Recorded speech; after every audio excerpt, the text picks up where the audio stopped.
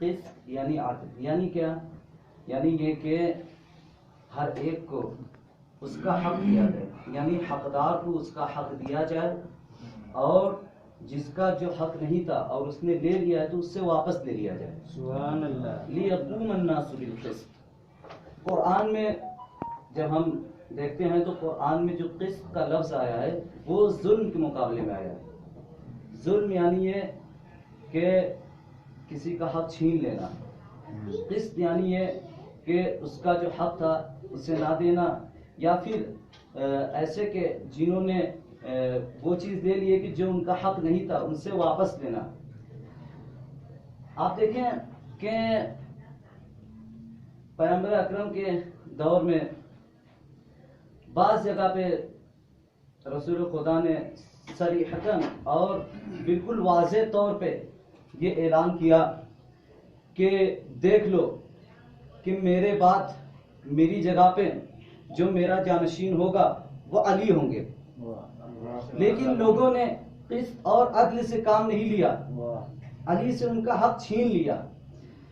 مولائے کائنات، آپ نے دیکھا مولائے کائنات کی جب حکومت تھی تو شاید آپ نے بھی اس بات پہ غور کیا ہو کہ مولائے کائنات کو کیوں قتل کیا گیا؟ صرف اور صرف ایک وجہ تھی کہ علی عادل تھے۔ اگر علی عادل نہ ہوتے تو علی کو کبھی قتل نہیں کیا جاتا۔ علی عادل تھے، جس کا جو حق تھا اسے دیتے تھے اور جس کا جو حق نہیں تھا اسے واپس لے لیتے تھے، اسی لیے مسجد کوفہ میں علی کو قتل کیا گیا۔ صلوات پڑھیں محمد و آل محمد پہ۔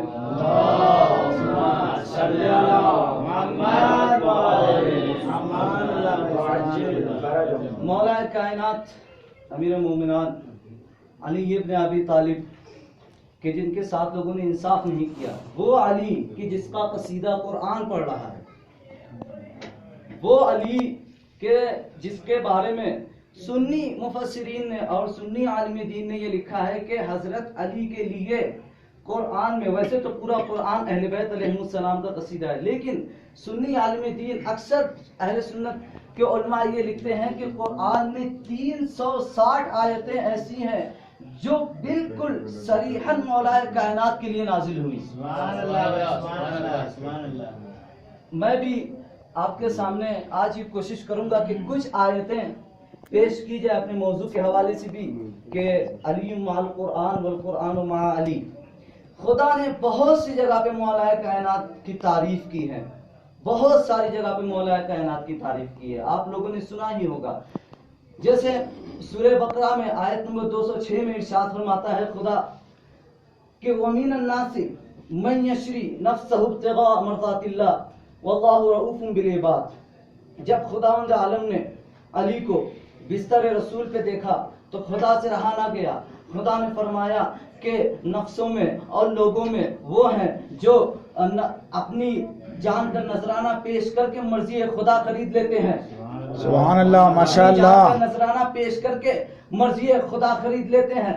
یہاں پہ ایک جملہ کہوں گا، آپ لوگ توجہ سے سنیے گا، ذرا غور سے سنیں اور آپ بتائیں کہ رسول کا جانشین اور رسول کے بعد ان کا خلیفہ آیا وہ ہوگا جو اپنی جان کا نذرانہ پیش کر کے بستر رسول پہ سو جائے بغیر ظالموں کا خوف کیے ہوئے، یا پھر وہ ہوگا کہ جو خود قتل رسول کا منصوبہ بناتا رہے؟ واہ واہ واہ، سبحان اللہ، ماشاء اللہ۔ یا علی، سبحان اللہ، سبحان اللہ، سبحان اللہ، سبحان اللہ۔ آگے آتے ہیں جلدی کیونکہ مجھے جلدی میٹر بیان کرنے کی عادت ہے۔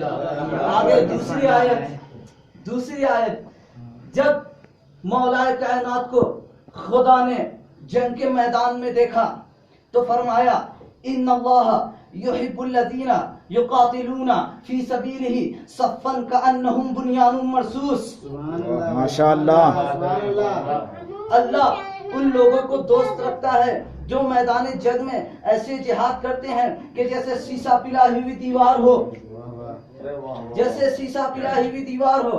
اب یہاں پہ میں پھر وہی جملہ کہوں گا کہ مسلمانوں ذرا غور سے سن کے یہ بتاؤ اور تم فیصلہ کرو کہ آیا رسول کا جانشین اور خلیفہ وہ ہوگا کہ جس کے لیے خدا نے فرمایا صفن کأنہم بنیان مرصوص، جب میدان جنگ میں جائے تو ایسے جنگ لڑے کہ جیسے سیسا پلائی ہوئی دیوار ہو، یا پھر وہ ہوگا کہ جس کے لیے خدا نے فرمایا ان الذین تولوا منکم یوم التقى الجمعان انما استزلهم الشیطان، جو لوگ شیطان کے بہکاوے میں آ گئے جب دو فریقین میں جنگ ہو تو وہ فرار اختیار کر لیتے ہیں. سبحان اللہ سبحان بڑے محمد و آل محمد پہ.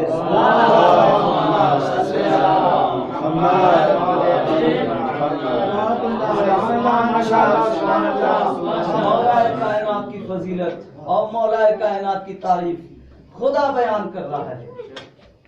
آئیے اور آگے بڑھتے ہیں.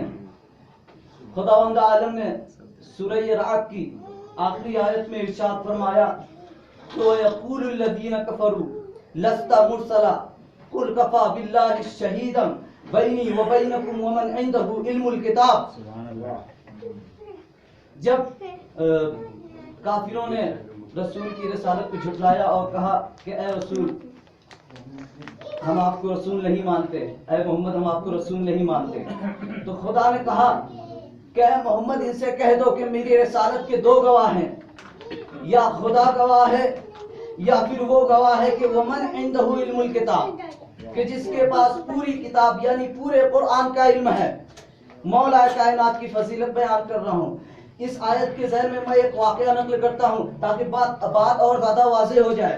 ایک یہودی آیا مولا کائنات کی خدمت میں اور آ کے سوال کرتا ہے یا علی یہ بتائیے کہ آپ کے لیے سب سے بڑی فضیلت کیا ہے. حضرت علی نے وہاں پہ یہ نہیں فرمایا کہ میرے لیے سب سے بڑی فضیلت یہ ہے کہ میں داماد پیغمبر ہوں، میرے لیے سب سے بڑی فضیلت یہ نہیں ہے کہ میں حسنین کا بابا ہوں، میرے لیے سب سے بڑی فضیلت یہ نہیں ہے کہ میں کعبے میں پیدا ہوا، میرے لیے سب سے بڑی فضیلت یہ نہیں ہے کہ آئے ولایت اور آئے بلاغت میرے لیے نازل ہوئی، بلکہ وہاں پہ مولا کائنات نے یہ کہا کہ دیکھو میرے لیے سب سے بڑی فضیلت یہ ہے کہ میں رسول کی رسالت کا گواہ ہوں خداوند عالم کے ساتھ. اس لیے کہ ومن عنده علم الکتاب، میں ہی وہ ہوں کہ جس کے پاس پوری کتاب یعنی پورے قرآن کا علم ہے. سبحان محمد.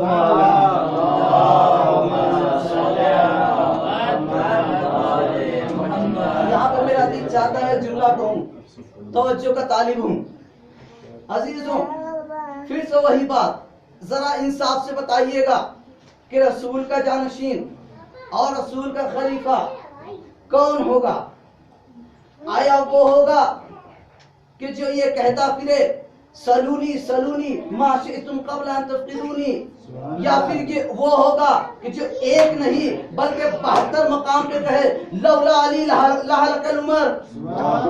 صلوات پڑھے محمد و آل محمد پہ. اللہم صلی علی محمد و آل محمد.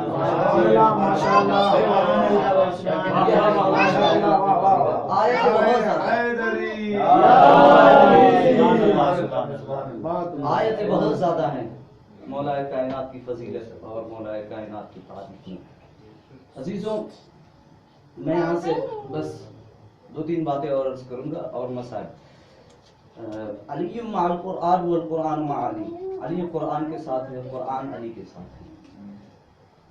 آپ لوگوں نے تاریخ کا مطالعہ کیا ہوگا تو آپ لوگوں کو یہ پتہ لگا ہوگا کہ خداوند عالم نے اکثر نبی کو معجزات عطا کیے اور کچھ معجزات جو ہیں خصوصی ہوتے تھے.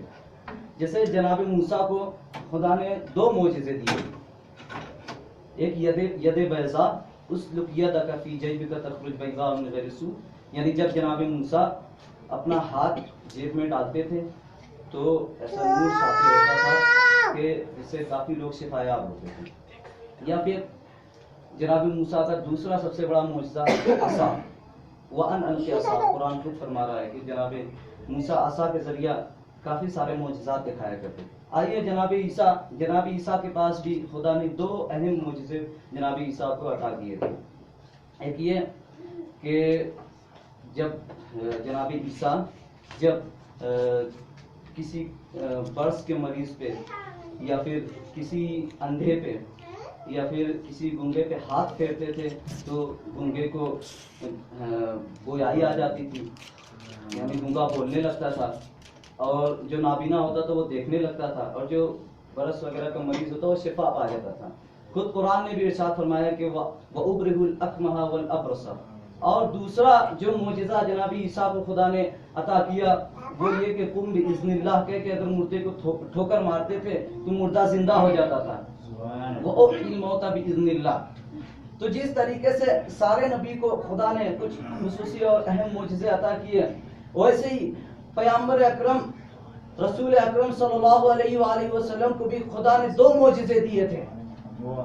آپ نے سنا ہوگا کہ عرب اس دور میں اپنی 2 چیزوں پہ بہت ناز کرتے تھے، ایک اپنی تلوار پہ بہت ناز کرتے تھے، ایک اپنی زبان پہ بہت ناز کرتے تھے۔ وہ یہ سمجھتے تھے کہ ہم عربی ہیں اور باقی سب عجمی یعنی گونگے ہیں، یعنی ہم ہی سے بولنے والے ہیں، باقی جو ہے سب ہمارے سامنے گونگے ہیں۔ تو عربوں کو اپنی 2 چیزوں پہ بہت ناز تھا، ایک اپنی زبان پہ بہت ناز تھا، ایک اپنی تلوار پہ بہت ناز تھا، نسلوں پہ کچھ تو کچھ تار چلا کرتی تھی۔ خدا نے کہا میں تمہاری دونوں چیزوں کا جواب دوں گا، تمہاری زبان کا جواب قرآن ہے، تمہاری تلوار کا جواب علی ہے۔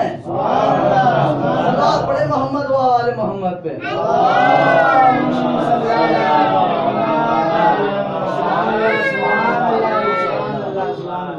تمہاری زبان کا جواب قرآن ہے اور تمہاری تلوار کا جواب علی ہے۔ اسی لیے خداوند عالم نے، دیکھیے بات آ گئی ہے تو میں عرض کرتا چلوں کہ ہر پیغمبر اکرم کے لیے 2 نشانیاں، قرآن اور مولا کائنات، اور خود آیت بھی موجود ہے کہ سنوریم آیاتنا فی الآفاق و فی انفسہم حتی یتبین لہم الہدی۔ ان قریب ہم تمہیں دکھائیں گے آفاقی نشانیاں اور انفسی نشانیاں۔ آفاقی نشانیاں یعنی وہ نشانیاں کہ جو بولتی نہیں ہیں، خاموش ہیں، جیسے سورج، چاند، ستارے وغیرہ، اور انفسی نشانیاں یعنی وہ نشانیاں جو بولتی ہیں، جیسے انسان بول کے بتا رہا ہے کہ میرا بنانے والا سمیع و بصیر ہے۔ تو پیغمبر اکرم کی رسالت کے 2 گواہ ہیں، ایک بولتا ہوا، ایک خاموش۔ اسی لیے کہا مولا کائنات نے کہ یہ قرآن صامت ہے اور ہم قرآن ناطق ہیں۔ رسول اکرم کی رسالت کے 2 گواہ، ایک قرآن یعنی ایک بولتا ہوا مولا کائنات اور ایک چپ قرآن۔ تو جس طریقے سے رسول اکرم کی رسالت کے 2 گواہ ہوں گے، ایک بولتا ہوا دوسرا خاموش، اسی طریقے سے مولا کائنات کی امامت کے بھی 2 گواہ ہوں گے، بولتے ہوئے امام حسن علیہ السلام، خاموش قرآن۔ کیا سن رہے ہیں؟ امام حسین علیہ السلام کے لیے بھی 2 گواہ، بولتے ہوئے امام زین العابدین علیہ السلام، خاموش قرآن۔ چوتھے امام کے لیے بھی 2 گواہ، بولتے ہوئے 5ویں امام، خاموش قرآن۔ ایسے ہی آ جائیے 11ویں امام تک، 11ویں امام کے لیے 2 گواہ، بولتے ہوئے 12ویں امام اور خاموش قرآن۔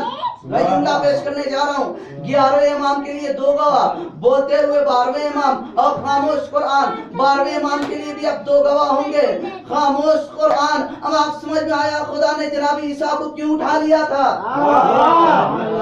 صلوات پڑھے محمد و آل محمد پہ۔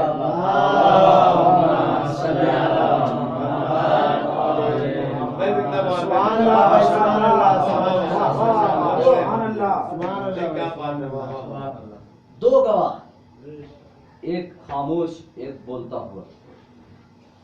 جناب یعنی 12ویں امام کے لیے بھی 2 گواہ ہوں گے، ایک قرآن اور دوسرے جناب عیسیٰ۔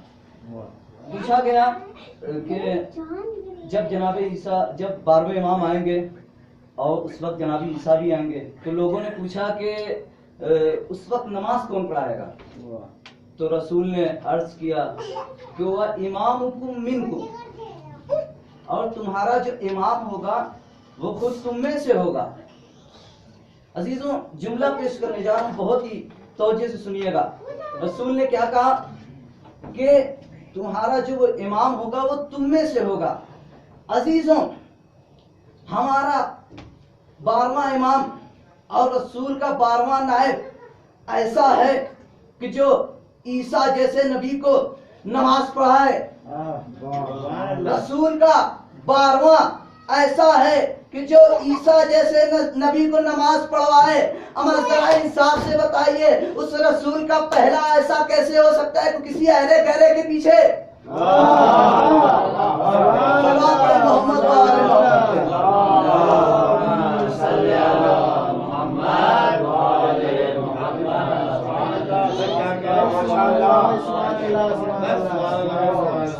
یہ ہیں ہمارے امام اور یہ ہے ان کی نشانی. بس آخری بات اور رفیع صاحب، اکثر جو ہے یہ واقعہ لوگوں کے سامنے پیش آیا تھا، شاید آپ لوگوں نے بھی سنا ہو کہ پاکستان میں آج سے کچھ سال پہلے ایک انٹرویو ہو رہا تھا، اس میں اہل سنت علماء بیٹھے ہوئے تھے. بس آخری بات، اہل سنت علماء بیٹھے ہوئے تھے اور گفتگو چل رہی تھی کہ رسول کو خدا نے شہادت نہیں دی، پیغمبر اکرم کو خدا نے شہادت نہیں دی بلکہ وہ وفات پائے ہیں. اور یہ جو ان کے دو نواسے تھے حسن اور حسین. دیکھیے اس سے پہلے کہ عرض کروں میں آپ کے سامنے ایک بات پیش کرتا چلوں کہ شہادت دو طرح کی ہوتی ہے، ایک ہوتی ہے سری اور ایک ہوتی ہے علنی. سری شہادت یعنی جو زہر سے اور ان جیسی چیزوں سے جو ہے کسی کو اگر شہید کیا جائے. علنی شہادت کسی کو اگر نیزے اور شمشیر اور تلوار سے قتل کیا جائے. تو لوگ یہ کہہ رہے تھے کہ رسول کو خدا نے شہادت نہیں دی بلکہ ان کو دو نواسے دیے، حسنین، اور ایک تو سری شہادت ہوئی اور ایک علنی. پھر انہوں نے یہ کہا کہ یہ جو ان کی شہادت ہے حسن حسین کی، یہ ان کی شہادت نہیں بلکہ رسول کی شہادت ہے. حسن اور حسین کی شہادت ان کی شہادت نہیں بلکہ رسول کی شہادت ہے. میں کہتا ہوں ٹھیک ہے، مان لیا حسن اور حسین کی شہادت ان کی شہادت نہیں بلکہ رسول کی شہادت ہے. تو پھر ذرا انصاف سے بتائیے کہ حسن اور حسین کا قاتل ان کا قاتل نہیں بلکہ رسول کا قاتل. صلوات پڑھے محمد و آل محمد پہ.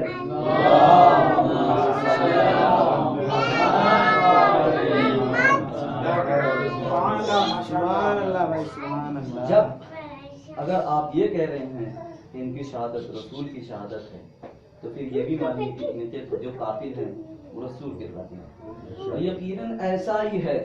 یزیدی فوج اس وقت امام حسین علیہ السلام کے مقابلے میں آئی تھی، ان کی نظر میں نہ رسالت کا احترام تھا نہ امامت کا احترام تھا، کسی چیز کا احترام نہیں تھا.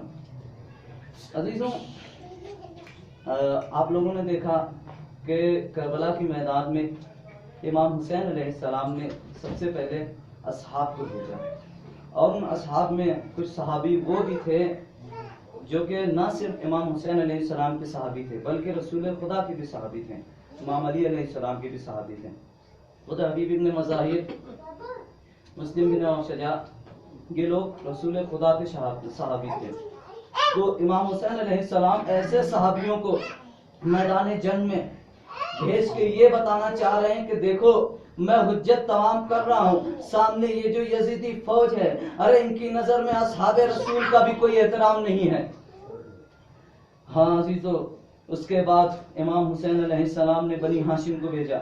بنو ہاشم میدان میں آئے اور آ کے جنگ کی. گویا امام حسین علیہ السلام یہاں پہ یہ بتانا چاہ رہے ہیں کہ دیکھو میں نے حجت تمام کر دی، ارے جو سامنے یزیدی فوج ہے ان کی نظر میں بنی ہاشم کا بھی کوئی احترام نہیں ہے. ہاں عزیزو، امام حسین علیہ السلام نے 13 برس کے قاسم کو بھیجا. قاسم جو امام حسن علیہ السلام کی نشانی تھے، قاسم جنگ کے لیے آئے. شاید امام ہمیں بتانا چاہ رہے ہو کہ دیکھو سامنے یہ جو لائن ہے، یہ جو یزیدی فوج ہے، ارے ان کی نظر میں امام حسن علیہ السلام کا بھی کوئی احترام نہیں ہے. ہاں عزیزو، امام نے مولا عباس کو بھیجا. عباس جنگ کرنے کے لیے آئے. عباس جو کہ مولا علی علیہ السلام کی مانند تھے، عباس آئے. امام گویا حجت تمام کرنا چاہتے ہیں. امام ہمیں یہ بتانا چاہتے ہیں کہ دیکھو سامنے یہ جو لائن ہے، ارے ان کی نظر میں علی کا بھی کوئی احترام نہیں ہے. ہاں عزیزوں ایک وقت ایسا آتا ہے کہ جب امام حسین علیہ السلام اپنے کڑیے جوان علی اکبر کو تیار کرتے ہیں اور میدان میں بھیجتے ہیں. ہاں عزیزوں یہ وہ اکبر ہے کہ جب بھی امام حسین علیہ السلام اپنے نانا رسول خدا کا دیدار کرنا چاہتے تھے تو اکبر کو دیکھ لیتے تھے. عزیزوں امام حسین علیہ السلام نے جناب علی اکبر کو میدان میں بھیجا. اکبر شبیہ رسول ہے, امام کو یا حجت تمام کرنا چاہتے ہیں اور انہیں یہ بتانا چاہتا ہے کہ دیکھو ارے جو سامنے لعین ہے, ارے جو یزیدی فوج ہے, ارے ان کی نظر میں رسول کا بھی کوئی احترام نہیں. جزاکم اللہ خیر الجزا. اللہ آپ کو کسی غم میں نہ ڈالے سوائے اپنے سید الشہداء میں. ہاں عزیزو ایک وقت ایسا آیا کہ امام حسین علیہ السلام گویا ہمیں یہ بتانا چاہتے ہیں کہ دیکھو سامنے یہ جو فوج ہے یہ انسان بھی نہیں ہے بلکہ اولئک کالانعام بل ھم اضل. وہ کیسے کہ جب امام حسین علیہ السلام 6 مہینے کے بچے کو اپنی آغوش میں اٹھا کے لے کے آئے. ہاں عزیزو ارے یہ وہ فوج ہے اور یہ وہ لعین ہے کہ جو انسان بھی نہیں ہے, اسی لیے کہ ایک انسان کسی 6 مہینے کے بچے کو شہید نہیں کرتا. ہاں عزیزو امام حسین علیہ السلام ایک کر کے ہر ایک کو قربان کرتے جا رہے ہیں. عزیزو آج چونکہ 11 محرم ہے اور 11 محرم کا وہ دن کہ جب یہ لٹا ہوا قافلہ کوفے میں وارد ہوا ہے. عزیزوں جب 11 محرم کی صبح نمودار ہوئی ابھی اندھیرا چھایا ہی تھا کہ ایک مرتبہ عمر سعد کہتا ہے کہ سروں میں ایک سر کم ہے. جیسی عمر سعد نے یہ جملہ کہا ارے ایک شکی نے ادھر سے آواز دی, میں نے دیکھا تھا کہ خیموں کے پیچھے حسین ایک ننھی سے قبر بنا رہا تھا. عمر سعد نے حکم دیا 200 نیزہ سوار گھوڑے پہ سوار ہوئے اور کربلا کے میدان کی طرف چلے. ارے جہاں پہ نرم مٹی دیکھتے تھے نیزے کو چومتے چلے جاتے تھے. ہاں عزیزو ایک شکی نے نیزہ چبویا, ارے نیزے کے ساتھ علی اصغر کا سر نہیں بلکہ علی اصغر کا پورا جنازہ اٹھا ہوا چلا. سکینہ نے کہا پپی اماں ارے ایک شہید ایک بار شہید ہوا تھا لیکن میرا اصغر وہ ہے کہ جسے 2 بار شہید کیا. بس آخری جملہ عزیزو, بس آخری جملہ. ہاں عزیزو یہ قافلہ کوفے کی جانب روانہ ہوا. عمر سعد چاہتا ہے کہ جلدی سے جلدی یہ قافلہ دربار میں پہنچ جائے اور وہ اپنا انعام لے لے. لیکن عمر سعد جیسی ابن زیاد کے پاس آتا ہے, ابن زیاد کہتا ہے کہ ذرا ابھی قافلے کو روکو. ابن زیاد نے 2 وجہ بتائی. ایک وجہ اس نے یہ بتائی کہ ابھی میرا دربار کا ڈیکوریٹ انکمپلیٹ ہے, یعنی ابھی میرا دربار سجا ہوا نہیں ہے. ابھی میرا دربار سج جائے پھر قافلے کو دربار میں لے کے آنا. ہاں عزیزو اللہ اللہ اللہ اللہ اہل بیت سورج کی تپش میں ننگے سر بیویاں سیدانیاں کھڑی رہے لیکن اس ملعون کو ان کے لیے کوئی خبر نہیں ہے. ہاں عزیزو دوسری وجہ ابن زیاد نے یہ بتائی کہ قافلے کو اتنی دیر ٹھہراؤ کہ کوفے کا ایک ایک آدمی, ایک ایک جوان, ایک ایک بچہ علی کی بیٹیوں کو, رسول کی نوازیوں کو, سیدانیوں کو ننگے سر دیکھ لے.